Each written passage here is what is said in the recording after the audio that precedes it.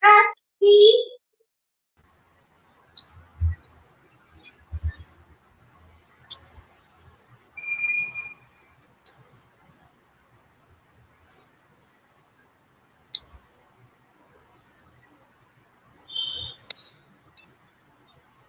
everyone. This is the Public School Teacher channel, and welcome to our very first educator spotlight session.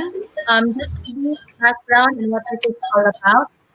Educator spotlight would talk about different issues and concerns that are experiencing as educators, and I'm going to be with featured teachers or educators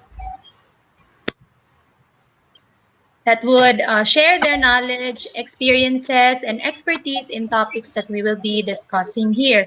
So, for today's session, we are going to talk about special education. And I really believe that this is something that we need to talk about in this time that we are facing or that we are faced with a very difficult challenge. So, I also believe that children are very much vulnerable nowadays, especially those with special needs. One of the concerns that we face is how we could provide education for them, or what are the ways that would help these children continue learning despite what is happening in our world today. So again, welcome once again to our first session, Special Education in the Time of the Pandemic, Best Practices. So today I will be with a very dear friend of mine who has been working with children with special needs in the past few years. She graduated with a degree in special education, and we were classmates actually back then. And after that, she experienced teaching in both private and public elementary schools here in the Philippines. Then an opportunity came to her to teach in Dubai, UAE, as a special education needs resource teacher. Fast forward, she is now based in Bangkok, Thailand, and works as a special education needs teacher and K-2 PSHE teacher in the International Pioneer School, Bangkok. So let me welcome my dear friend, a very good teacher, Miss Manilyn O. Aquino. There you go. Hi, good morning. How can I refuse after all the good words that we use there? Let me just correct you. It's not kindergarten to rocks. It's K stage 2. That means year 3 to year 6 students. So I am teaching Okay. KSH2, and then I am the only special needs teacher of our school. So I handle kids starting K stage 1, 3 years old, to year 13. That's 18 years old, around 17, 18 years old, who would requires special education support. Okay, and here we go. Welcome. Thank you for having me. Yes. Thank you so much for accepting my invitation. I know you are very, very busy. So, let's start right away. Let's begin with our Mm-hmm. session. So, actually, we've been in quarantine here in the Philippines in the past few months, and as you know, we are not flattening the curve yet, and the cases here of COVID-19 continues to rise. And because of this, one of the sectors actually that is greatly affected is the education sector, because we are not allowed to deliver instruction to traditional face-to-face classes according to our president, unless we would have access already to a vaccine. So my question is it actually same there in Thailand? Can you tell us an overview of the current education situation there? Well, currently we're doing well. We're fine. The curve has flattened already. Actually, we did not have any local transmission for the last, I think, 70, 80 days already. But at the hit of pandemic during March, I think, around March 18, up to the last day of our third term, we had no, not the last day actually. It's until June first that we had June 15, we had our online classes also. So we did um, our lessons through online. It was really challenging both for the teachers and the parents. And of course, the school would receive lots of complaints from the parents because, you know, having the kids no question for those parents who only have one child with them, but how about those who have three, four, even two? And especially these kids are, well, the typical kids. They're quite unsettled, a bit hyper. So it's so hard to make them sit down in front of the computer, if not for playing games, online games, basically. So, like having to sit in front of the computer and following whatever the teacher is saying is going to be a challenge, not only for the student, for the parents, and of course for the teachers as well. So we were having hard time because they're at home, and since we are like an international school, we provide all the materials that the kids are needed. So when they're at home, they don't basically have anything. So when you ask them to get a color or a crayon or a colored paper, they would say, we don't have here. And of course, you cannot ask the parents to go out and get them from the store because yes, it's pandemic. So no, we cannot do that. And then the kids will always make excuses like, teacher, can I go to the toilet? Teacher, can I go? Worse, if the lesson gets really hard, teacher would shut down. I mean, the student would shut down the computer. So when there's no connection, the student would just email the teacher, teacher, my connection is poor. Things like that. So that happens for kids who are in higher level. But for lower level, the challenge comes with the parents because, like, of course, language is a barrier here. We're teaching using like English as a medium of instruction, and we have Thai parents, and not all of them are really well versed with. Yeah, they can communicate in English, but writing is going to be a challenge. Spelling, teaching phonics for young kids. So most of the cases that we receive, or the complaints, quote unquote, is from the K stage one. Those are AYFS, early years, foundation stage, and year one and year two students. So their parents have the most hard time handling them at home because yeah, letting them to sit down for a long time. Even in school, we do like activities, more activities, games. Few years back, gamification is like what's in. We use it in the classroom to keep up with the hyperactiveness of the kids. But right now, it's a challenge for the parents to let the kids sit down in front of the computer and do what the teachers instruct them to do. And socialization also, when they're about to get used of talking or being in a groups of students, doing one work, cooperating, coordinating with other members, then suddenly it was cut off because of pandemic, so they have to work individually with parents. So it was really a challenge.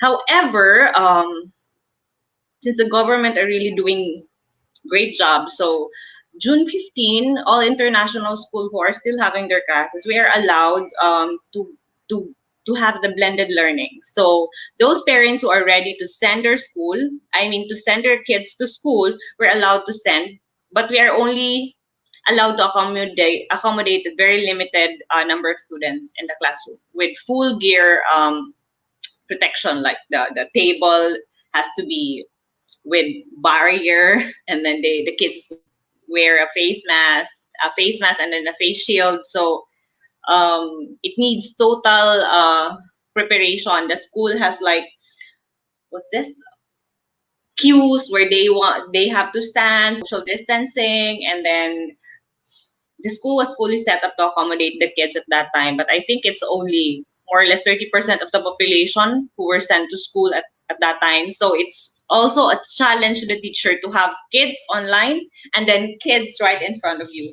So it's so, I think it's quite unfair for those kids who are at home because facing it in the classroom is quite fast compared to when you teach online. Uh, when you're in the classroom, you know your face. It's face to face, so you can give support right away to the kids. But when you're at home, you have to take it slow. So it's like during the third term, only 50-60% of the lesson were given.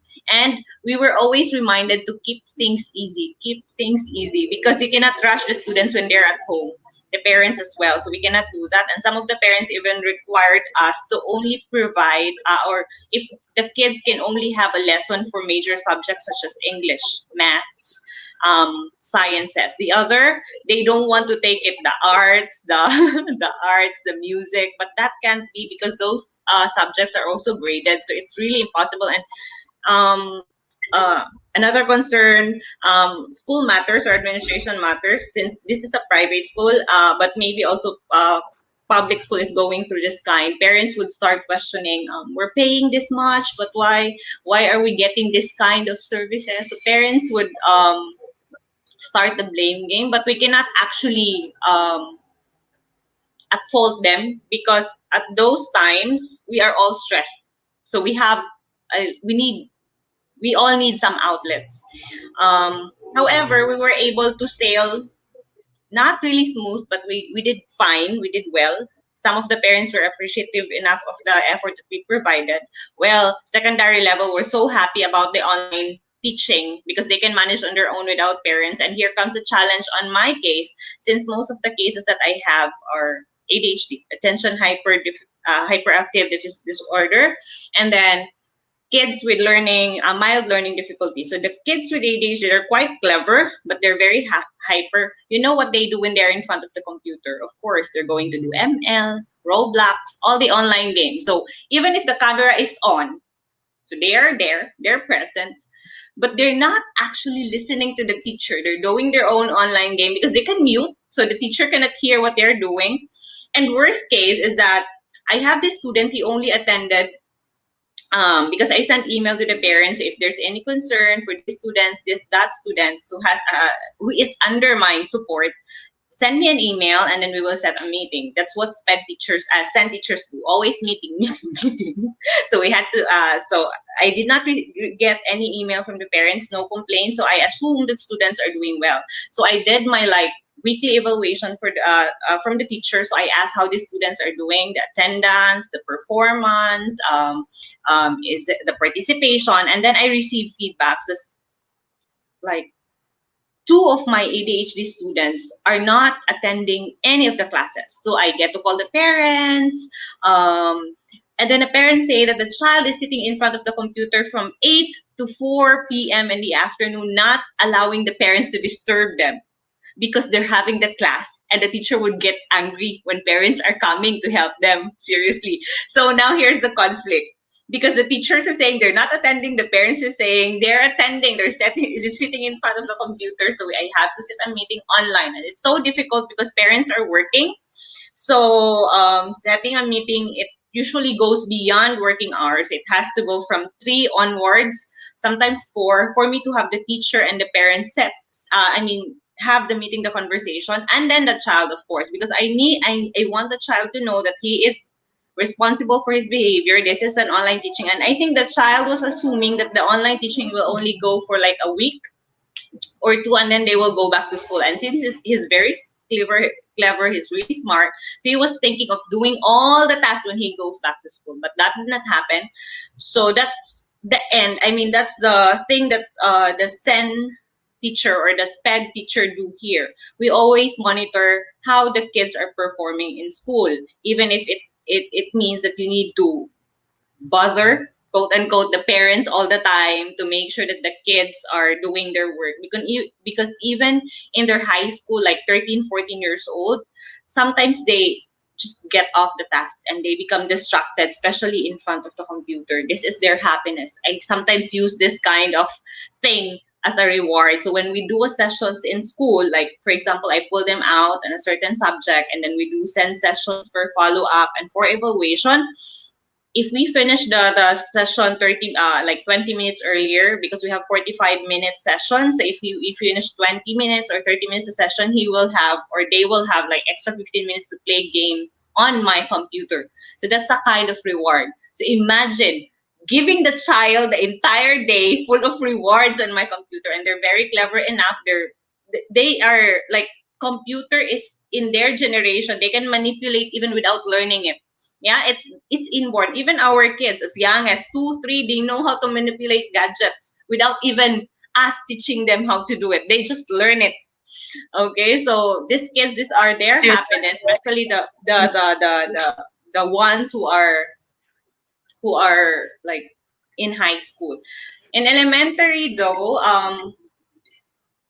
in special education, since I'm doing one-on-one on some of my students, especially those who are having mild learning difficulties. So if the parents would send me an email and the teacher would send me an email that this child is not doing this or cannot do this at home, then I would ask the child to come to school and learn with me. But still, we have to maintain social distancing. It's one-on-one, so no concern. I also consulted it with like other schools who are having the same curriculum as us. They say that special education at this time of pandemic, as long as we maintain that safety protocol, it's fine to get the child be in school and be with a teacher as long as we maintain the protocol. It's no problem. I think that's all. And what else? Was that too long for the question? Well, actually, there were a lot of inputs from there. No, it's actually the same. Well, first point that I got from your discussion is that the challenges that we would always encounter whenever we do online learning, right? So it's actually the same here in the Philippines, no, wherein parents are actually very much concerned about online learning. So Mm-hmm. it's a hype actually here in the Philippines, especially that they're questioning whether the schools, especially the public schools, are prepared for it. So, but I also got from your discussion that despite the many challenges that we encounter in online learning is actually still possible, di ba? Mm-hmm. Uh, Second is I also got what I got from your discussion is in the time where online learning is used as a modality for learning, uh, the parent and teacher collaboration is very, very much important, especially in the monitoring of our kids, whether they're really learning, no, Mm-hmm. they're into your class. It's really Mm-hmm. very important. And the third one is that we all know that these children, whether they have special needs or not, they're digital natives. So it's their world actually. And it's a challenge as we as teachers, as digital migrants, it's actually a very challenging on how to get into that world and pull Mm-hmm. them back to learning. Mm-hmm. Diba? Kaya tendency Mm-hmm. is because they're digital natives, they're used to Mm-hmm.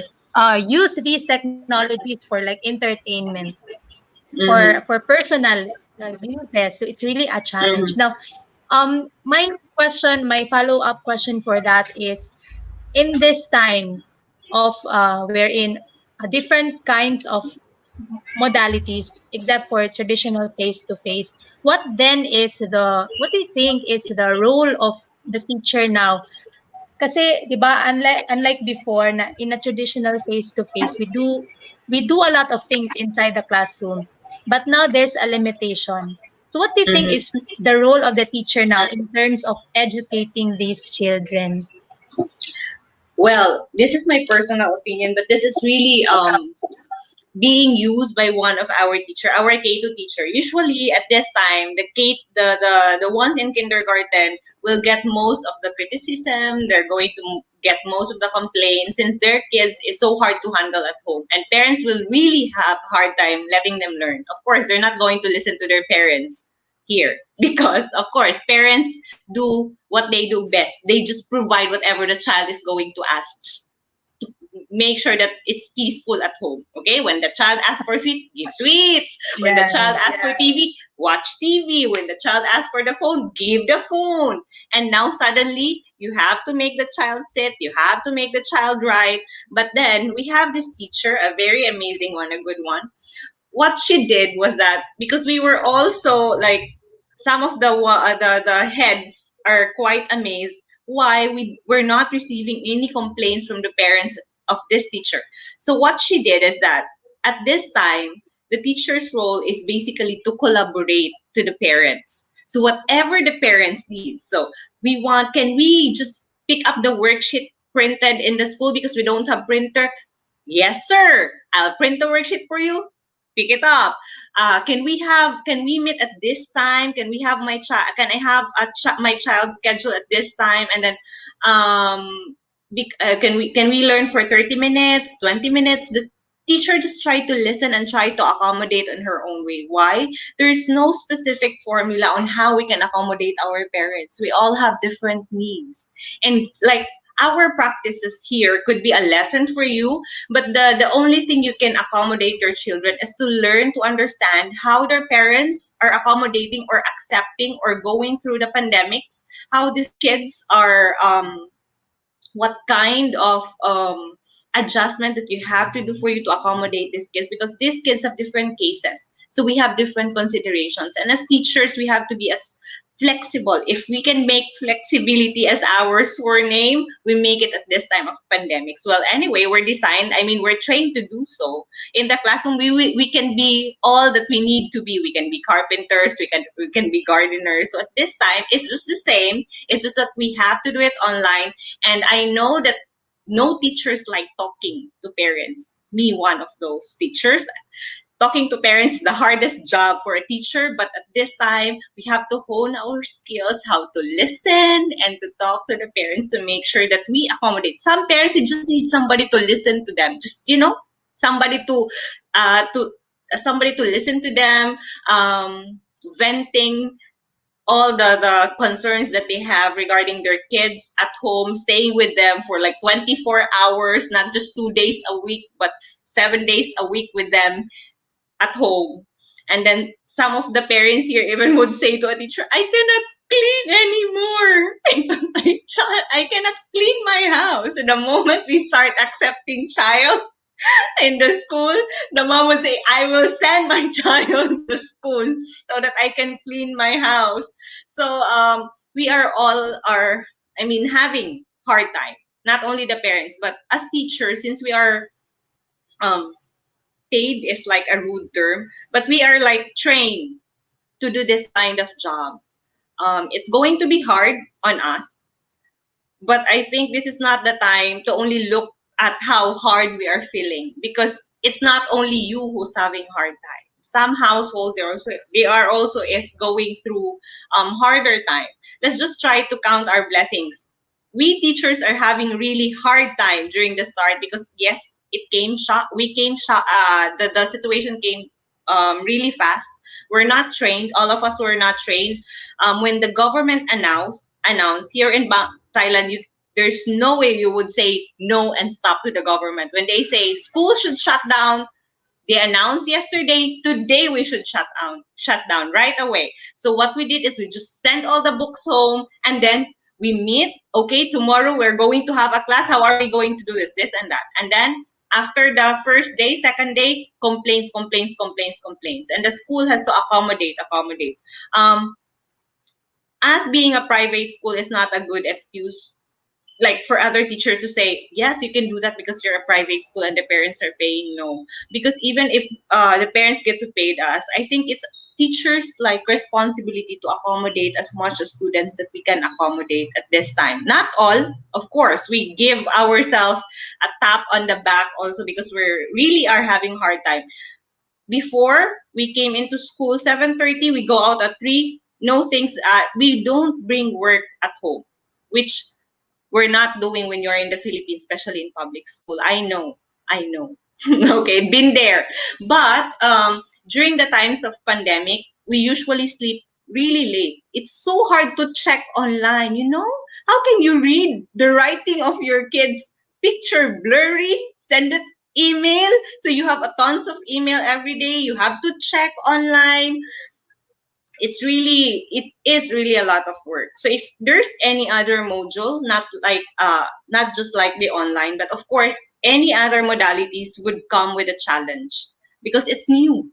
That's what Yeah. happened when there's something new. There was always like, we don't like new things because we are already Yeah, we're testing the comfortable with our waters comfort actually. zone.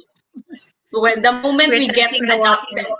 yes. So the moment we get adopted, well, with the things that we used to do, and then a new thing would come, and all of us would not like.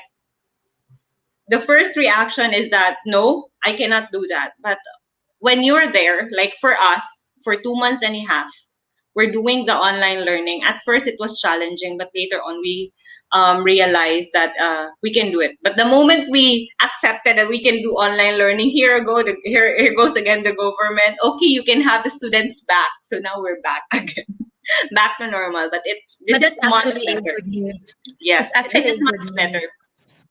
Yeah. Okay, so from your discussion, actually, the main highlight of that is really on the role of the teacher as a collaborator. No, we cannot do so much now because we're very, the situation is limiting us.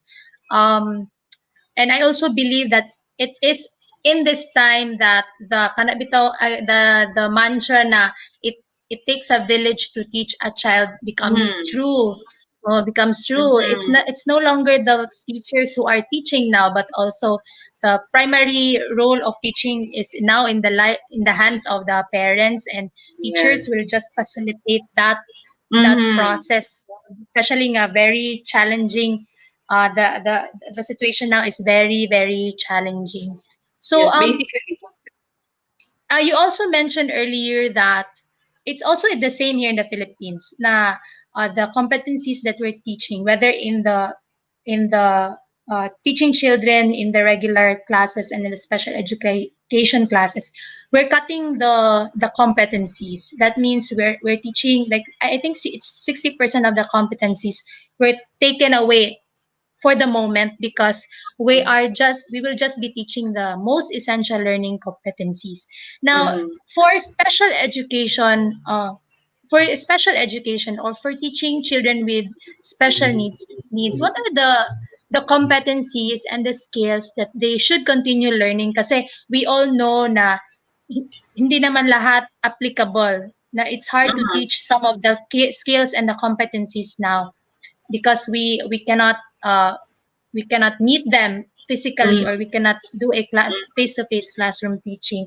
So Mm-hmm. what are when you were in quarantine or when you were in lockdown, in shutdown, what were the skills and then the competencies that were still taught to the students, uh, that were continued, no? So what Uh, are these skills? okay, as I've mentioned earlier, at this time, it's very important to understand where your child at. Like for example, every student has different skills, and every household has different capability also. So I think most of what we did is that we try to understand the child. That also applies. Actually, the practices that I have with the students who need supports here are basically applied to the rest of the students also, because we don't give, or we don't provide activities to the child that is like overwhelming. For example, you have set of activities general for all students, yeah, because here even the child with special needs, they are also learning the same curriculum as the regular, since we are inclusive education. It's just that they're provided with a little support in terms of accommodation. For example, they're going to learn the same set of curriculums. However, they're given follow up. That's why they have pull outs to let them understand better. And during evaluation, though they're taking the same exam, if these kids cannot answer the test together with the rest of the class, because this kid has to focus and he has to be free from noise and all. So he will take the test with me in the SEN room where like noise is not allowed. So he will take it there and he will ask me if he has questions. It has to be basically one on one, because that's the thing that he needs at that moment. So during the times of pandemic, you have general curriculum, right? For example, uh, this set of activity sheet has to be delivered to all of the child generally when you're in the classroom. But in pandemics, okay, I know this child, he cannot do this, he cannot do this, oh, his parents cannot help them, this, remove. Okay, this one he can do, send it. This one he can do, send it. Okay, and then this one I think he can do it with little support, so we can do online, or I can just write a note and tell the parents how to do this. Okay, let him do it. This one it's impossible because they don't have this and that at home, remove. Okay, you only give what the child can do at home and what it's possible at home. Not too easy, not too hard, just enough. And try to consider also what the household has at home. You don't have to ask the parents to purchase this and that just for them to do what you require them to do. Okay, we need to be as accommodating. That's why I told you before, collaboration is really encouraged at this time, because you need to know what these parents can give. Okay, the parents are working, so nobody would help him at home. Who's staying with the child when doing the study at home? It's only the grandmother. Oh no, the grandmother cannot read English. So this one he cannot manage it. The instruction is too complicated. You have to modify differentiation. Yeah. Differentiation, so you have to modify each activity for each child. Sometimes it would be easier if you can group them, like, okay, this child has this kind of household and this has this kind of activities. So I have this set of activities for this group of child. This one. Send it at home and then give them a like time frame to do it. And then for us here, we let the kids because I know you're familiar with Google Classroom, yeah? Google Classrooms. Yes, so we're using the Google Classrooms and Google Meet during those times. So we have our online meeting through Google Meets, and then we have Google Classroom. In Google Classroom, if you set like assignments, they would just attach their work through assignments. So they would take picture when they're done, send it. And during the time, for example, I send them their worksheets. And during the time when they're doing their worksheets, the teacher is there with them. All their mics are mute. If they have questions, they would raise their hand, mic on, and they would speak up. That for regular students. For a special student, you need one-on-one. If the child is really having hard time sitting in front of the computer or understanding instruction because it's really challenging. Okay, go upper right, click file, click view. It's so hard to give instruction online and it makes you really frustrated at times. So I think it's not bad if you ask few students to come to school, but make sure that you're not also asking, like, if the student is living quite far and they need to take series of transportation just to be in school, so that's not being inconsiderate of you if you're going to ask them to come to school.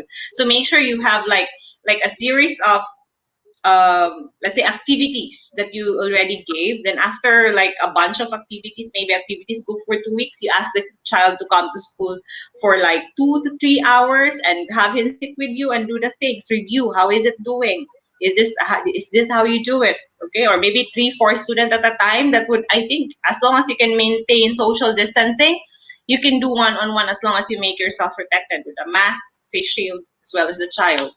I don't see there's going to be a problem with that because that has been a practice here. As long as I get to ask only one student to come to school and that student has no fever at all and we are both protected, the student and I, especially those students with mild learning difficulties, and we don't have a problem. And cross my hand, I did not like encounter a problem so far by doing such a practice. Okay, so that's actually a very good insight, no? For special needs, I think it is really impossible to continue their learning, continue teaching them without really like meeting them face to face. No, Mm-hmm. they're very vulnerable. Um, Last question before we'll end. What is the current or the ideal schedule that as child with special needs have to go through in a day? What do Like you? what is the so what is the ideal schedule? Especially now, diba? In the traditional face to face, Mm-hmm. like in our school, what there is actually a schedule that they go to school like 1 to 2 hours. They spend Mm-hmm. their time in school learning. But in this time of the pandemic, what would be the ideal schedule that the children would go through so that their learning would still continue? 1 to 2 hours. Actually, rocks. It basically depends on the teacher and what the severity of the needs of the child. Like that, the more the child needs it, I would suggest that the child would go to school more. But if the teacher can set a routine at home, because that's what basically all the SEN student needs at home. So if there's a routine, the moment you wake up, then you can provide an idea to the parent where to send the child, like for example, a beanbag, a stretch ball, or like a jumping activity, a ball kicking activity, a routine that the parents would follow at home from the moment they wake up until the moment they sleep down. I think what the special needs students needs right now, since we are not encouraging them in the Philippines to come to school yet, so it's a routine that they can follow at home and a routine that the parents can do together with the normal routine that the parents do at home. Like if you're a mom and then the moment that your child wakes up. But this goes with collaboration also, because the teacher has to ask first, what are your routines at home? And then the teacher could insert some activities along with the routine that the child, because of course the child will have a routine on a Saturday and a Sunday that is out of like school days. So what are the routines? You just have to continue doing the same routine. You just try to insert some activities along the way that would target some skills. And anyway, I would, at least at this time, the child would be able to master such the skills for doing it for a long time. And they would have that kind. The challenge is that if the vaccine would be invented in the Philippines and you will be allowed to go back to school, it's so hard to cut again that routine and bring the child at school. That's going to be the new challenge at that time. But as of this moment, because kids with I think kids with special needs, especially if the needs is inclined towards like the health, you know what I mean, medical. Mm, So they are mm. very vulnerable with coronavirus. Okay, so I would Yeah, that's urge true. them to stay at home with parents. I think they will be safer there. And I think it's not, sorry if you're a student, I hope it's not going to be too much work for a teacher to design a specific routine that these kids can follow at home. Because these kids are basically routinary. If you just give them the routine that they follow, maybe you will struggle for the first week, but the second week they will follow it, and cutting that routine would be a struggle for you when the routine True, was true, established that's true. already. So I think that would be best, rather than asking them to come to school. Like, even if you ask them for 2 hours on like 3 times a week, that's too much. That's a lot already for them. So if the parents would be very cooperative enough and would be very understanding with the current situation, the teacher would just suggest to or to design, instead of doing the IEP, design a specific routine that they can follow at home. That would be very helpful, I guess. Yes, that's it. It was a very lengthy discussion, no? We had a very productive hour this Saturday talking about special education in the time of the pandemic. I actually got three lessons from there. One, first is it's really very important for us teachers now that we collaborate with parents. It's really the key for our discussion, Yeah, key it's term for our hard. It's discussion hard. this It's morning. challenging, but it's the only True. way. Yeah, that's true. Number two is in educating these children, especially at this time, the basic rule still applies that we need to know the child's context and we start from there, no? Mm-hmm. And then lastly, I'm that's a very good discussion on setting up routines, Mm-hmm. uh, but still in collaboration with parents since Yes. the kids are staying at home. It's actually a Mm-hmm. very very good and a very very helpful reminder for us, not only as teachers but also as parents. Yes. Wow, Indeed. that's very very nice. Thank you so much for sharing your expertise, your insights, and your Yes. experiences in the It was topic an and our honor. topic for today. Special education at this time when we are facing a very, very great challenge, no? Not Mm-hmm. just here in the Philippines, not just there in Thailand, but all over the world.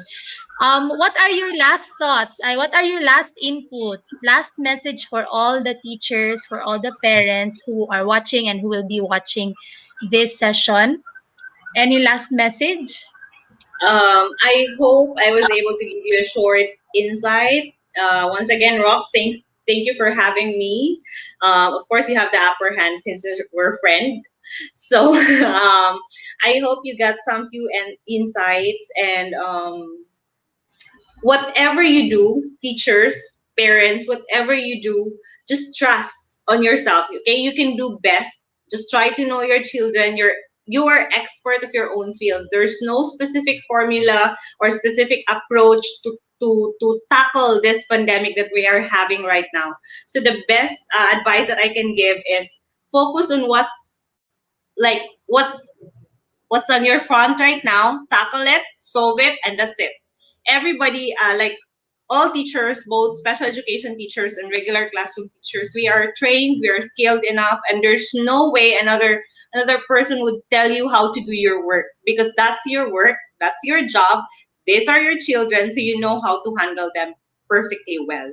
Okay, and there's no like we don't have specific or what's we don't have a one way out of this. There has to be a lot of way because we have different cases. Also, we have different childrens, so we have different concerns. So whatever your concerns, your problems, your kids concerns at the moment, your kids family's concern at the moment, that becomes your concern the moment your academic year would start, because the only way for your kids to learn is for you to provide that avenue to learn together with the parents.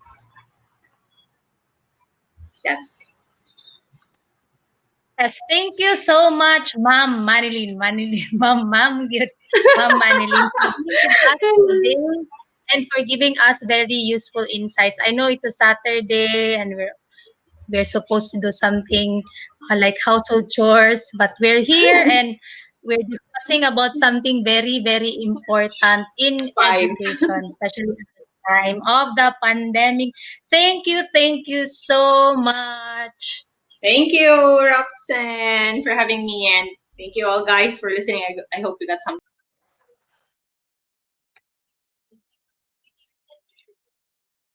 All right. Again, I hope that was Ma'am Manilin O. Aquino of the International Pioneer School in Bangkok, who joined us today for a discussion on special education in this time of the pandemic. She shared to us the best practices that they do so that the education, the learning of these children continues despite the what is happening in our world today. Again, that's it. That's our very first session for Educator Spotlight. I hope to see you all again on our next session. And don't forget to subscribe to my YouTube channel so that you will be updated of upcoming educator spotlight sessions, tutorials, and learning materials that I am going to upload on this channel. Have a very blessed Saturday and see you all again soon. Bye.